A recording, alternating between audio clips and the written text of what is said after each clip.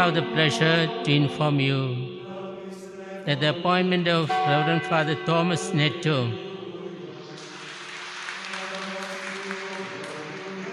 of the clergy of the Latin Archdiocese of Trivandrum as the new Archbishop of the Latin Archdiocese of Trivandrum will be made public in Rome on Wednesday, 2nd February 2022 at noon local time, corresponding to 16:30 hours Indian Standard Time.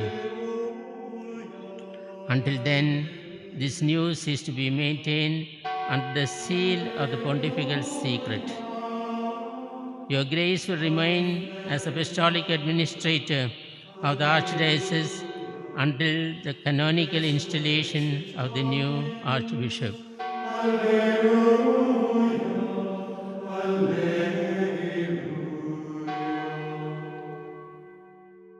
കർത്താവാണെൻ്റെ ഇടയൻ, എനിക്കൊന്നിനും മുട്ടുണ്ടാവുകയില്ല. പച്ചയായ പുൽത്തകിടിയിൽ അവിടുന്ന് എനിക്ക് വിശ്രമമരുളുന്നു. പ്രശാന്തമായ ജലാശയത്തിലേക്ക് എന്നെ നയിക്കുന്നു. മരണത്തിൻ്റെ നിഴൽ വീണ താഴ്വരയിലൂടെയാണ് ഞാൻ നടക്കുന്നതെങ്കിലും അവിടുന്ന് കൂടെയുള്ളതിനാൽ ഞാൻ ഭയപ്പെടുകയില്ല. അങ്ങയുടെ ഊന്നുവടിയും ദണ്ഡും എനിക്ക് ഉറപ്പേകുന്നു. ഇടയനിൽ നിന്ന് ഇടയനിലേക്ക്.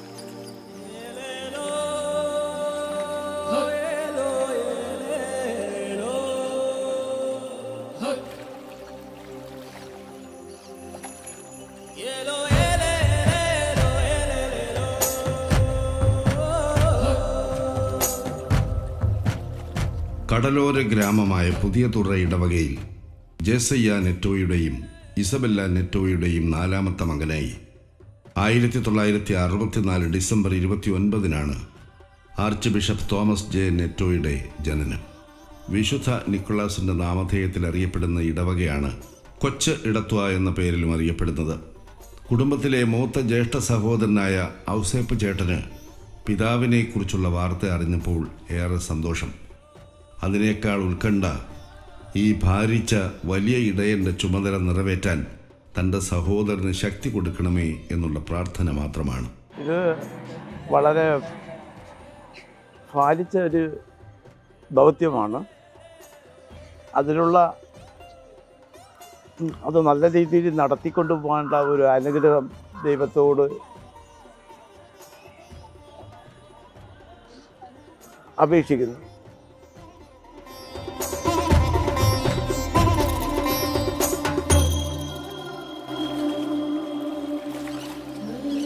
സെയിൻറ്റ് നിക്കോളാസ് LP സ്കൂളിൽ പ്രാഥമിക വിദ്യാഭ്യാസത്തിന് ശേഷം ലൂർദുപുരം സെൻറ്റ് ഹെലൻസ് സ്കൂളിലും കാഞ്ഞിരംകുളം PK SHS സ്കൂളിലുമായി പ്രാഥമിക വിദ്യാഭ്യാസം. തോമസ് മെത്രാപ്പോലീത്തയും 7ാം ക്ലാസ്സിൽ ഒരുമിച്ച് പഠിച്ചതാണ് ലൂർദുപുരം സെൻറ്റ് ഹെലൻസ് UP സ്കൂളിൽ. അവിടെ നിന്ന് പിതാവ് കാഞ്ഞിരംകുളം PKHS ഹൈസ്കൂളിലോട്ട് പോവുകയും തിരിച്ച് 10ാം ക്ലാസ് കഴിഞ്ഞപ്പോൾ പിതാവ് സെമിനാരിയിൽ ചേരുമ്പോൾ ഞാൻ സെമിനാരിലുണ്ടായിരുന്നു. പിന്നെ ഞങ്ങൾ ലാറ്റിനും പ്രീ ഡിഗ്രിയും ഒരുമിച്ച് 3 വർഷം വീണ്ടും സെമിനാരിലുണ്ടായിരുന്നു. പിതാവ് നല്ലൊരു ഫുട്ബോൾ കളിക്കാരനായിരുന്നു.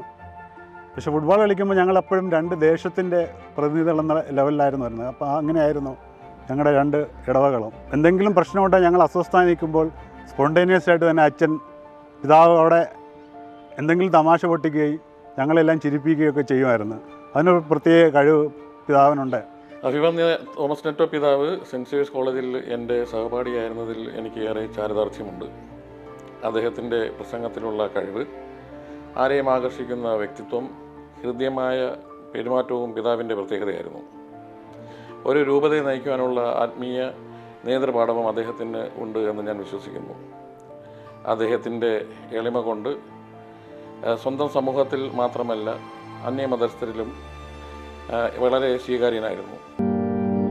പ്രകൃതി സുന്ദരമായ സെൻറ്റ് സേവിയേഴ്സ് കോളേജിലാണ് പ്രീ ഡിഗ്രിക്ക് പഠിച്ചത്.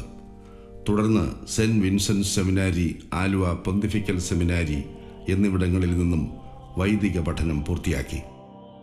1989 ഡിസംബർ 19 പാളയം കത്തീഡ്രൽ ദേവാലയത്തിൽ പൗരോഹിത്യം സ്വീകരിച്ചു.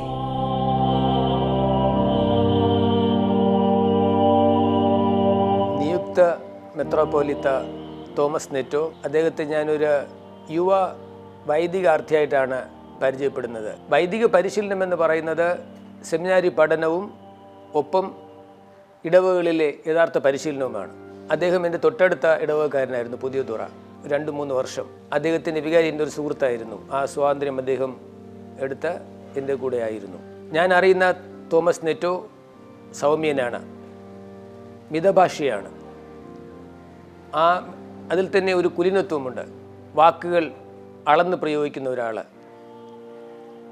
നർമ്മം ഇഷ്ടപ്പെടുന്ന ഒരാൾ, യാത്ര ഇഷ്ടപ്പെടുന്ന ഒരാൾ, സൗഹൃദം ഇഷ്ടപ്പെടുന്ന ഒരാൾ, സർവോപരി വായന ഇഷ്ടപ്പെടുന്ന ഒരാൾ. ഇദ്ദേഹത്തിൽ തിരുവനന്തപുരം രൂപതയുടെ ഒരു പ്രത്യാശ ഞാൻ കാണുന്നുണ്ട്. തൽസ്ഥിതി എങ്ങനെയും നിലനിർത്തുന്ന ഒരാളല്ല, വേണ്ടി വന്നാൽ അതിൽ നിന്ന് വേറിട്ട് നിൽക്കാൻ തൻ്റെ ഇടം കാണിക്കുന്ന ഒരു വ്യക്തിത്വമാണ്. അത് അദ്ദേഹത്തിൻ്റെ പൗരോഹിത്യ ജീവിതത്തിൻ്റെ ആരംഭത്തിൽ തന്നെ പ്രകടമാക്കി. അദ്ദേഹത്തിൻ്റെ പ്രഥമ ദിവ്യബലി പതിവിൽ നിന്നും വിപരീതമായി ശാരീരിക മാനസിക വെല്ലുവിളികൾ നേരിടുന്ന ഒരു അനാഥ മന്ദിരത്തിൽ അർപ്പിച്ചുകൊണ്ട് അദ്ദേഹം തെളിയിച്ചു. ബ്രദറായിരുന്നപ്പോഴേ ഞങ്ങൾക്കറിയാം, ഞങ്ങളെയും തോമസ് അച്ഛനെ അറിയാം. ഞങ്ങളോട് അകൽച്ച ഇല്ലായിരുന്നു. ആരെങ്കിലും വന്നു കഴിഞ്ഞാൽ നമ്മൾ സാധാരണ അകന്നൊക്കെ ഇരുന്ന് സംസാരിക്കുള്ളൂ. പക്ഷേ അച്ഛൻ അങ്ങനെയല്ല, ഞങ്ങളോട് ഒപ്പമായിരുന്നു. ഇന്ന ആളെന്നില്ല, ഞങ്ങളോട് എല്ലാവരോടും ഒരുപോലെ സ്നേഹമായിരുന്നു. എന്ത് ഭക്ഷണമായിരുന്നാലും ഞങ്ങളുടെ കൂട്ടത്തിരുന്ന് കഴിക്കാനും ചെയ്യുമായിരുന്നു. പിന്നെ ഫസ്റ്റ് മാസ് കഴിഞ്ഞ് ജൂബിലി ആഘോഷിച്ചപ്പോഴും ഞങ്ങളുടെ കൂട്ടത്തായിരുന്നു.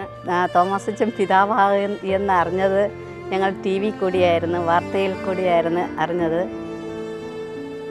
അപ്പോഴേ ഞങ്ങൾ പ്രതീക്ഷിക്കുന്നുണ്ട്, പിതാവായി വരുമ്പോഴും ഞങ്ങളുടെ അടുത്ത് വന്ന് മാസ് ചൊല്ലണമെന്ന് ആഗ്രഹമുണ്ട്. നടക്കുമെന്ന് അറിയില്ല, എന്നാലും ഞങ്ങൾ ആഗ്രഹിക്കാമല്ലോ, ഒരുപാട് ആഗ്രഹിക്കുന്നു. 7-ാം വയസ്സിലെ ഓർമ്മയ്ക്ക് ചെറിയ ഒരു മങ്ങലേറ്റിട്ടുണ്ടെങ്കിലും എന്തുകൊണ്ടാണ് ഇവർ പിതാവിനെ ഹൃദയത്തിലേറ്റ് നടക്കുന്നത്? ദൈവത്തിൻ്റെ പദ്ധതി എത്രത്തോളം വലുതാണെന്ന് ഞങ്ങൾ തിരിച്ചറിഞ്ഞ നിമിഷമാണ് അന്ന് പത്രത്തിൽ അച്ഛൻ പിതാവാകാൻ പോകുന്നു എന്ന് ഞങ്ങൾ അറിഞ്ഞ ആ നിമിഷം. അച്ഛൻ ഇവിടെ ആദ്യമായി കുർബാന നടത്താൻ വന്ന ദിവസം വലുതായിട്ട് ഞങ്ങൾക്ക് ഓർമ്മയിലില്ല. കാരണം അന്ന് കുഞ്ഞായിരുന്നു. ഒരു മെഴുകുതിരിയായി ഉരുകിക്കൊണ്ടേയിരിക്കാനല്ല, ഉരുകി തീരുവാൻ, ദൈവത്തിനായി സ്വയം ശൂന്യമാക്കപ്പെടുവാൻ അച്ഛന് എന്നും സാധിക്കട്ടെ എന്ന് ഞങ്ങൾ എന്നും പ്രാർത്ഥിക്കുന്നുണ്ടായിരുന്നു. തുടർന്ന് ഞങ്ങളുടെ പ്രാർത്ഥനയിൽ എന്നും ഉണ്ടായിരിക്കും. അച്ഛൻ്റെ ദൈവചൈതന്യവും കൃപയും അച്ഛൻ എന്നും ഉണ്ടാവാനും, അതേപോലെ ജനങ്ങളെ നേരായ പാതയിൽ സഞ്ചരിപ്പിക്കുവാനും വേണ്ട കൃപ അച്ഛന് നൽകട്ടെ എന്നും, അതേപോലെ അച്ഛൻ്റെ ഓരോ ദിവസത്തെ അച്ഛൻ ചെയ്യുന്ന ഓരോ കർമ്മങ്ങളും നല്ല രീതിയിൽ ചെയ്യുവാൻ അച്ഛനെ സഹായിക്കട്ടെ എന്ന് ദൈവത്തിനോട് പ്രാർത്ഥിച്ചുകൊണ്ട് ഞങ്ങളെ എളിയ കുഞ്ഞു സഹോദരിമാരുടെ പ്രാർത്ഥന അച്ഛന് നേരുകയാണ്. ജന്മം കൊണ്ടും വിധിയുടെ കളിയാട്ടം കൊണ്ടും 4 ചുവരുകൾക്കുള്ളിൽ അടയ്ക്കപ്പെട്ട ഈ ബാല്യം ഇന്ന് അത് വളർന്നു വലുതായി. അന്നു മുതലേ പിതാവിനെ ഹൃദയത്തിലേറ്റി ഓർമ്മകൾ മങ്ങലേൽക്കാതെ സുഗന്ധം പൂശി പ്രാർത്ഥനാ നിരതരായി പിതാവിനെ കാത്തിരിക്കുന്നു.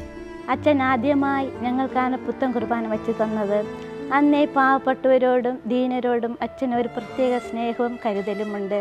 ഓരോ നർമ്മരസമുള്ള പ്രബോധനവും പ്രസംഗവുമൊക്കെ മനുഷ്യരുടെ ഹൃദയത്തെ ആകർഷിക്കുന്ന രീതിയിലാണ്. അച്ഛൻ ഇനി ഒത്തിരിയേറെ ദൈവമക്കളെ ശുശ്രൂഷിക്കാനുള്ള വരം നൽകട്ടെ എന്ന് ഞങ്ങൾ പ്രാർത്ഥിക്കുന്നു.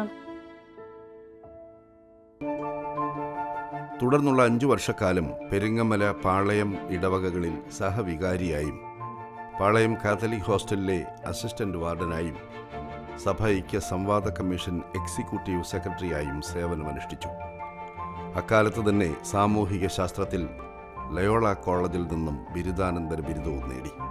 പാളയം പള്ളിയിൽ സഹവികാരിയായിട്ട് അദ്ദേഹത്തിനെ കാണാനിടയായി. പെട്ടെന്ന് കണ്ടപ്പോൾ ഇത്രയും വർഷങ്ങൾക്ക് ശേഷം കണ്ട അതേ രൂപമാണ്. അദ്ദേഹവും ഞാനും ഒന്നിച്ച് സെൻറ് സേവിയേഴ്സ് കോളേജിൽ പ്രീ ഡിഗ്രിക്ക് ഒന്നിച്ച് പഠിച്ചിരുന്നു. 2017 നമ്മുടെ മുരുക്കുമ്പുഴ പള്ളിയിൽ പുതിയ വികാരി വരുന്നു. എൻ്റെ കൂടെ പഠിച്ച ഒരു അച്ഛനാണ് നമ്മുടെ ഇടവകയിൽ നമ്മുടെ നാഥനായിട്ട് വരുന്നത്. എല്ലാവരെയും പാവപ്പെട്ടവരെയൊക്കെ ഒരുപാട് സഹായിച്ചിട്ടുണ്ട് അച്ഛൻ. തുടർന്ന് ഉപരിപഠനത്തിനായി 1995 റോമിലേക്ക് പോവുകയും റോമിലെ ഉർബാനിയ യൂണിവേഴ്സിറ്റിയിൽ സഭാവിജ്ഞാനീയത്തിൽ ഗവേഷണ പഠനം പൂർത്തിയാക്കി തിരിച്ചെത്തുകയും ചെയ്തു.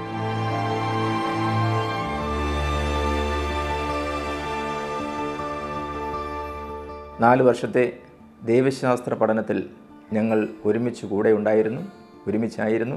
അന്നു മുതൽ അദ്ദേഹത്തെ കുറച്ചുകൂടെ വ്യക്തിപരമായിട്ട് അടുത്തറിയുവാനും അന്നും എനിക്ക് അദ്ദേഹത്തിൽ ദർശിക്കുവാൻ സാധിച്ചത് അവസരം കിട്ടുന്ന സമയങ്ങളിലെല്ലാം ലൈബ്രറിയിൽ പോയി വായിക്കുന്ന ഒരു വ്യക്തി, എന്നും എപ്പോഴും എല്ലാവരുമായിട്ട് സൗഹൃദം പുലർത്താൻ സാധിക്കുന്ന ഒരു വ്യക്തി. ഞങ്ങളുടെ ബാച്ചിൽ അദ്ദേഹം കൊണ്ടുവന്ന ഒരു പുതിയൊരു ആശയമുണ്ടായിരുന്നു. അന്ന് വരെ എല്ലാവരുടെയും ഓർഡിനേഷൻ ഓരോ ദേവാലയങ്ങൾ വെച്ചായിരുന്നു. എന്നാൽ തോമസ് നെറ്റോ ബ്രദർ ഡീക്കനായിരിക്കുന്ന സമയത്ത് ഞങ്ങളെല്ലാം ഒരുമിച്ച് ചേർന്ന് ഒരു ആലോചന നടത്തുകയും എന്തുകൊണ്ട് ഒരുമിച്ച് ഞങ്ങൾക്ക് പട്ടം സ്വീകരിച്ചുകൂടെ എന്നുള്ളൊരു ചോദ്യവും എല്ലാവരും ആ ആശയമായിട്ട് ഒരുമിച്ച് ചേരുകയും ഒരുമിച്ച് പാളയം പള്ളിയിൽ വെച്ച് പട്ടം സ്വീകരിക്കുന്നതിൻ്റെ തീരുമാനങ്ങൾ ഞങ്ങളെടുക്കുകയും ചെയ്തു. തീർച്ചയായിട്ടും വളരെയേറെ പ്രതീക്ഷയോടുകൂടിയാണ് അദ്ദേഹത്തെ ഞാൻ നോക്കിക്കാണുന്നത്. കാരണം കാലം മാറുന്നുണ്ട്, വിശ്വാസത്തോന്ന് വ്യതിചലിക്കുന്നുണ്ട്, മെറ്റീരിയലിസം ഇന്ന് കൂടി വരികയാണ്. അങ്ങനെയുള്ള നിരീശ്വരവാദവും ഭൗതികവാദവും കൂടി നിൽക്കുന്ന ഈ കാലഘട്ടത്ത് വിശ്വാസത്തിൻ്റെ വഴി തെളിയിക്കുക എന്നുള്ള വലിയ ഇടയൻ എന്നുള്ള തലത്തിൽ അദ്ദേഹം ഏറ്റെടുത്തിരിക്കുന്നത്. തുടർന്ന് പേട്ട ഇടവക വികാരിയായി 2000-2004 കാലഘട്ടത്തിൽ BCCയുടെ ജനറൽ സെക്രട്ടറിയായി സേവനമനുഷ്ഠിച്ച ആർച്ച് ബിഷപ്പ് തോമസ് ജെ നെറ്റോ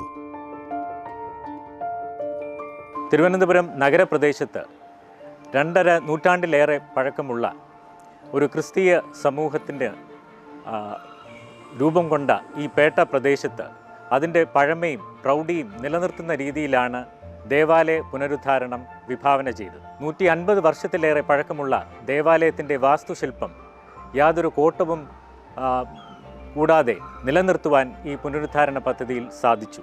ദേവാലയത്തിന് അനുബന്ധമായി ഉള്ള ക്രൈസ്തവ സമൂഹ രൂപീകരണത്തിലും അതിൻ്റെ ചരിത്രത്തിലും വളരെയേറെ പ്രാധാന്യമുള്ളതാണ് പഴക്കം ചെന്ന കല്ലറകൾ. ഈ പഴക്കം ചെന്ന കല്ലറകൾ ആ സമൂഹത്തിൻ്റെ ചരിത്രത്തിൻ്റെ തിരുശേഷിപ്പുകളാണ്. ഇങ്ങനെയുള്ള ഈ കല്ലറകൾ പുനരുദ്ധാരണ സമയത്ത് അതിനെ മാറ്റി പ്രതിഷ്ഠിക്കുകയും നിലനിർത്തുകയും ചെയ്തതുവഴി ദേവാലയത്തിൻ്റെ പ്രൗഢിയും അതിൻ്റെ പൈതൃകവും കാത്തു സൂക്ഷിക്കുന്നു. ഇടവകയുടെ കീഴിലുള്ള മാനേജ്മെൻറ്റ് സ്കൂളിൽ ഞാൻ HM-ആയിട്ട് വർക്ക് ചെയ്യുകയായിരുന്നു. ആ കാരണത്താൽ തന്നെ ഒത്തിരിയേറെ പ്രശ്നങ്ങൾ വരുമ്പോഴൊക്കെയും മാനേജർ എന്ന നിലയിൽ ഞാൻ ഓടി അച്ഛനടുത്തെത്തും. മല പോലെയുള്ള പ്രശ്നങ്ങളുമായിട്ട് ചെല്ലുമ്പോൾ അച്ഛൻ അത് എലി പോലെ പോകുന്നത് പോലെ ആക്കി എന്നെ തിരിച്ചയക്കും. നാനാജാതി മതസ്ഥരോട് അച്ഛന് ഇന്ന ഇത് ജാതിയൊന്നുമില്ല, എല്ലാ നാനാജാതി മതസ്ഥരോടും അച്ഛന് സ്നേഹമാണ്. അച്ഛൻ ആരെയും ഒരു വെറുപ്പിച്ചൊരു വർത്താനം പറയത്തില്ല. യുവജനങ്ങളുടെ ഒരു സമഗ്ര വളർച്ച ആഗ്രഹിച്ചിരുന്ന ഒരു പിതാവാണ്. പലപ്പോഴും ഞങ്ങൾക്കെടുത്തിരുന്ന ക്ലാസ്സുകൾ, മതബോധന ക്ലാസ്സുകളിൽ അത് വളരെ വ്യക്തവുമായിരുന്നു. പലപ്പോഴും സമകാലിക വിഷയങ്ങളാണ് അദ്ദേഹം കൂടുതൽ ക്ലാസ്സുകളിൽ ചർച്ച ചെയ്യുകയും യുവജനങ്ങളുടെ അഭിപ്രായങ്ങളും അവരുടെ കാഴ്ചപ്പാടുകളും കേൾക്കുകയൊക്കെ ചെയ്തിരുന്നത്. 2003 മുതൽ 2010 വരെ മേനംകുളം സെൻറ്റ് വിൻസെൻ്റ് സെമിനാരി റെക്ടറായിരുന്നു.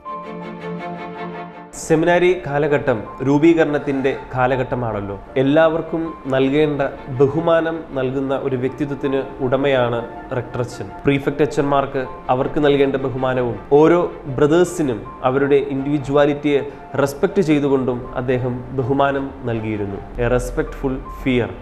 അതൊരു പക്ഷേ ഒരു അപ്പൻ്റെ വാത്സല്യവും സ്നേഹവും ഒരു റെക്ടറച്ചൻ്റെ രൂപീകരണ ശൈലിയും അദ്ദേഹം ഒരുമിച്ച് കൊണ്ടുപോയത് കൊണ്ടാകാം ഞങ്ങളുടെ കാലഘട്ടം മുതൽ ഓർക്കുമ്പോൾ ഇന്നുവരെ ഉണ്ടായിരുന്ന റെക്ടറച്ചന്മാരിൽ ഏറ്റവും മികച്ച റെക്ടറായി സേവനമനുഷ്ഠിച്ചത് സ്നേഹ ബഹുമാനമുള്ള തോമസ് നെറ്റോ മെത്രാൻ തന്നെയാണ്. നിയുക്ത മെത്രാപ്പൊലീത്ത പ്രിയങ്കരനായ തോമസ് നെറ്റോ അച്ഛനോടൊപ്പം സെമിനറിയിൽ പ്രീഫെക്റ്റായി സേവനം ചെയ്ത കാലഘട്ടം ഏറെ അവിസ്മരണീയമായ ഒരു കാലഘട്ടമായി എനിക്ക് തോന്നിയിട്ടുണ്ട്. ഒരു കാച്ചിക്കുറുക്കിയ വ്യക്തിത്വത്തിൻ്റെ ഉടമയാണ് അദ്ദേഹം. ഒരു സമഗ്ര വ്യക്തിത്വം. ലഭ്യമാകുന്ന അധികാരങ്ങളിലോ അവസരങ്ങളിലോ അമിതമായി ഒരിക്കലും ആനന്ദിക്കുന്നത് കണ്ടിട്ടില്ല. എന്തെങ്കിലുമൊക്കെ നഷ്ടമാകുമ്പോൾ അതിനെ ഓർത്ത് ദുഃഖിച്ചിരിക്കുന്നതും ഞാൻ കണ്ടിട്ടില്ല. വളരെ എക്സ്ട്രോവേർട്ടായിട്ട് എല്ലാവരോടും ഇടപഴകാൻ കഴിയുന്ന ഒരു വ്യക്തിയാണ്.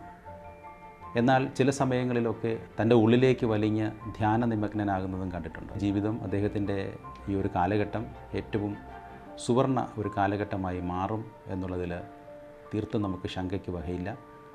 2009 വലിയതുറ സെയിൻറ്റ് ആൻ്റണീസ് ഫെറോന പള്ളിയുടെ താൽക്കാലിക മേൽനോട്ടം വഹിക്കുന്ന വൈദികനായി തോപ്പ് പള്ളിയിലെ പ്രവർത്തനങ്ങൾ ചരിത്രം പറയുന്ന സ്മരണിക, പുരാതന കുരിശടി, പുനരുദ്ധാരണം, ഇടവകയ്ക്ക് അഭിമാനമായ കമ്മ്യൂണിറ്റി ഹാൾ, ഇതൊക്കെ തോമസ് നെറ്റോ അച്ഛൻ ഇടവക വികാരിയായിരുന്നപ്പോൾ നടപ്പാക്കിയ പ്രവർത്തനങ്ങളാണ്.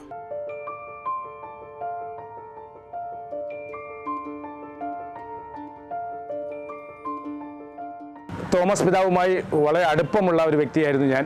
അദ്ദേഹം ഇവിടെ ഉണ്ടായിരുന്ന കാലയളവിൽ ഒപ്പം പ്രവർത്തിക്കാൻ എനിക്ക് സാധിച്ചു. കാര്യങ്ങൾ ഒരുങ്ങി ചെയ്യുന്ന വ്യക്തിയായിരുന്നു തോമസ് പിതാവ്. അതുകൊണ്ട് തന്നെ അദ്ദേഹത്തിൻ്റെ പ്രവർത്തനങ്ങൾക്ക് റിസൾട്ടുമുണ്ടായിരുന്നു. ആരെയും കുറ്റപ്പെടുത്താനോ ആരുടെയും കുറ്റം കേൾക്കാനോ തോമസ് പിതാവ് ചെവി തരുമായിരുന്നില്ല. ഏറ്റവും സവിശേഷമായി എന്നെ ആകർഷിച്ചത് അദ്ദേഹത്തിൻ്റെ നാവിൽ നിന്ന് വൈദികർക്ക് യോജിക്കാത്ത വാക്കുകളോ പദങ്ങളോ വന്നിരുന്നില്ല എന്നുള്ളതാണ്. 2014 അതിരൂപത ശുശ്രൂഷകളുടെ എപ്പിസ്കോപ്പൽ വികാരിയായി. രണ്ടാം വത്തിക്കാൻ കൗൺസിലിൻ്റെ ഒരു നവദർശനമായ ദൈവജനമാണ് സഭ എന്ന ആ കാഴ്ചപ്പാടിൻ്റെ അടിസ്ഥാനത്തിൽ തിരുവനന്തപുരം അതിരൂപതയിൽ സഭയിൽ തുടങ്ങിയ നവീകരണ പ്രക്രിയ, അതുമായി ബന്ധപ്പെട്ട് കൂടുതൽ അൽമായരെ അതുമായി ചേർത്ത് നിർത്തുന്നതിന് വേണ്ടി അച്ഛൻ നടത്തിയിട്ടുള്ള പരിശ്രമങ്ങൾ വളരെ ശ്ലാഘനീയമാണ്. 2000-2004 കാലഘട്ടത്തിൽ BCCയുടെ രൂപത എക്സിക്യൂട്ടീവ് സെക്രട്ടറി ആയിരിക്കുമ്പോൾ രൂപതയിലെ എല്ലാ ഫൊറോനകളിൽ നിന്നും BCC നേതൃത്വത്തിൽ പ്രവർത്തിച്ചിരുന്ന പ്രതിനിധികളെ കണ്ടെത്തി അതിരൂപതയിൽ ഒരു റിസോഴ്സ് ടീം രൂപീകരിച്ചുകൊണ്ട് അവർക്ക് ലീഡർഷിപ്പ് ട്രെയിനിങ് ഉൾപ്പെടെയുള്ള പരിശീലന പരിപാടികൾ നൽകി നല്ലൊരു അൽമായ നേതൃത്വത്തെ വളർത്തിക്കൊണ്ടുവരുവാൻ അച്ഛൻ ശ്രമിക്കുകയുണ്ടായി. തുടർന്ന് മുരുക്കുമ്പുഴ സെൻറ്റ് അഗസ്റ്റിൻ ദേവാലയത്തിലെ ഇടവക വികാരിയും കഴക്കൂട്ടം ഫെറോന വികാരിയുമായിരുന്നു. 125 വർഷം മുരുക്കുമ്പുഴയുടെ ചരിത്രം പറയുന്ന സ്മരണികയിൽ കഴിഞ്ഞുപോയ പഴയ തലമുറയുടെ ജീവിതവും പ്രവർത്തനങ്ങളും പുതിയ തലമുറയ്ക്ക് പരിചയപ്പെടുത്തുകയും പ്രയോജനപ്പെടുത്തുകയും ചെയ്തു. തിരുവനന്തപുരം അതിരൂപതയിലെ ബിഷപ്പായി മാറിയ ഡോക്ടർ തോമസ് നെറ്റോ അച്ഛൻ്റെ ആ സ്ഥാനാരോഹണത്തിൽ അഭിമാനവും സന്തോഷവും കൊള്ളുന്ന ഒരു ഗ്രാമമാണ് ഈ മുരുക്കുമ്പുഴ. അദ്ദേഹം ഗാന്ധിമാർഗ പ്രവർത്തകർ അദ്ദേഹത്തിന് പല മീറ്റിങ്ങുകളിലും വിളിച്ചിട്ടുണ്ട്. ആ മീറ്റിങ്ങുകളിലൊക്കെ അദ്ദേഹം വളരെ ശ്രദ്ധയോടുകൂടി സംസാരിക്കുകയും വളരെ ശാന്തസ്വരൂപനായി കാര്യങ്ങൾ കൈകാര്യം ചെയ്യുകയും ചെയ്തത് വളരെ അഭിമാനപൂർവ്വം ഞാൻ ഓർക്കുന്നു. ആ സ്മരണികയിൽ ഇതര സമുദായക്കാരെ കൊണ്ട് പോലും എഴുതിക്കുവാനുള്ള മഹാമനസ്കത കാണിച്ചു എന്നുള്ളത് ശ്രീ ബഹുമാനപ്പെട്ട തോമസ് നെറ്റോ അച്ഛൻ്റെ ആ വലിയ മനസ്സിനെയാണ് കാണിക്കുന്നത്. സ്വന്തം സഹപാഠി പക്ഷാഘാതത്താൽ ശാരീരിക ക്ഷമതയിൽ ദൈവത്തിൽ നിന്നും ദേവാലയത്തിൽ നിന്നും അകന്നു നിന്ന സതീർത്ഥ്യനെ പിന്നെയും ദൈവത്തിങ്കലേക്കും ദേവാലയത്തിലേക്കും കൂട്ടിക്കൊണ്ടുവന്ന നെറ്റോ പിതാവിനെക്കുറിച്ച് തൻ്റെ സുഹൃത്ത് വെളിപ്പെടുത്തുന്നു. ശാരീരിക പരിമിതികൾ കാരണം കുർബാന എടുക്കുന്ന ഒരു ബുദ്ധിമുട്ട് ഞാൻ അച്ഛനെ അറിയിക്കുകയുണ്ടായി. അപ്പോഴാണ് അച്ഛൻ പറയുന്നത് യാതൊരു കാരണവശാലും കുർബാന കിട്ടില്ല എന്ന് പറഞ്ഞ് പള്ളിയിൽ വരാതിരിക്കരുത്, ഞായറാഴ്ച ദിവ്യബലിയിൽ പങ്കെടുക്കണം. ഞാനങ്ങനെ ദിവ്യബലി സ്ഥിരമായി ഞായറാഴ്ച പോകുമ്പോൾ അച്ഛൻ ഞാൻ ഇരിക്കുന്ന സ്ഥലത്ത് തന്നെ അച്ഛൻ കൊണ്ടുവന്ന് കുർബാന തരികയും അതൊരു എനിക്ക് പ്രചോദനമായി മാറി. ഞാൻ എല്ലാ ഞായറാഴ്ചയും സ്ഥിരമായി ദിവ്യബലിയിൽ പങ്കെടുക്കുകയും ചെയ്യുകയുണ്ടായി. അച്ഛനെക്കുറിച്ച് പറയുകയാണെങ്കിൽ എനിക്ക് അച്ഛനെ നേരത്തെ അറിയാവുന്നതാണ്. As A brother I know him very well when he was in the seminary, Aluva seminary. അച്ഛൻ ഞങ്ങളുടെ ഈ കുടുംബത്തിലൊരു അംഗം പോലെയായിരുന്നു ഞങ്ങൾക്ക് തോന്നിയിരുന്നത്. അച്ഛൻ ഇവിടെ എല്ലാ ദിവസവും രാവിലെയും he comes for breakfast and lunch with us every day. To say about father bishop Thomas, say he was very punctual and he was a simple man. He talks very freely and he talks very seriously. That is what I want to tell you. And when he left, we felt that ഞങ്ങളുടെ ഒരു കുടുംബത്തിലെ ഒരു അംഗം ഞങ്ങൾക്ക് നഷ്ടപ്പെട്ടതുപോലെയുള്ള ഒരു പ്രതീതിയായിരുന്നു കുറച്ച് ദിവസങ്ങൾക്ക്. Then we are very happy because he became the Archbishop. ഇനി എനിക്ക് ആശ്രയം ദൈവവും ദൈവജനമായ നിങ്ങളുമാണ്. പ്രിയപ്പെട്ടവരെ, നിങ്ങൾ ഇനിയെന്നും എനിക്ക് വേണ്ടി മുടിപ്പായി പ്രാർത്ഥിക്കുക. ദൈവത്തിൻ്റെ വരദാനമായി കിട്ടിയ ഈ വലിയ ഇടയന് കുഞ്ഞാടുകളുടെ ഹൃദയം നിറഞ്ഞ പ്രാർത്ഥന ആശംസകൾ. പൂർവ്വസൂരികളുടെ പാതയെ അലങ്കരിക്കാൻ നിയുക്ത പിതാവിന് കഴിയട്ടെ. ഈ ശബ്ദം ഭൂമിയിലെമ്പാടും മുഴങ്ങട്ടെ. സത്യം സത്യമായി ഞാൻ നിങ്ങളോട് പറയുന്നു, ഞാൻ അയക്കുന്നവനെ സ്വീകരിക്കുന്നവൻ എന്നെയാണ് സ്വീകരിക്കുന്നത്. എന്നെ സ്വീകരിക്കുന്നവൻ എന്നെ അയച്ചവനെ സ്വീകരിക്കുന്നു.